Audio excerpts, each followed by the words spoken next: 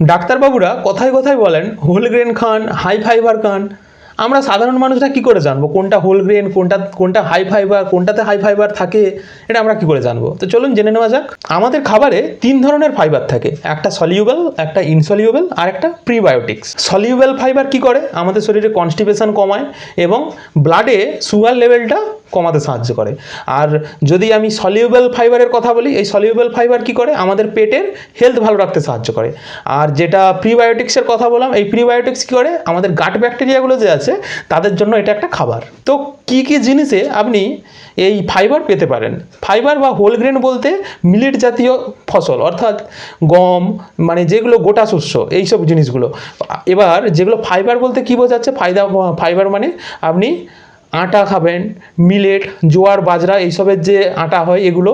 তবে ময়দা অ্যাভয়েড করবেন, ময়দা কিন্তু ফাইবারের মধ্যে আসে না, এটা আমাদের অ্যাসিডিটি এবং ইনডাইজেশনের মতো সমস্যার জন্য খুব দায়ী, একেবারে ফাইবার থাকে না। এমন আরও হেলথ রিলেটেড ভিডিওর জন্য চ্যানেলটি সাবস্ক্রাইব ও ফলো করতে পারেন। ভালো থাকবেন, সুস্থ থাকবেন।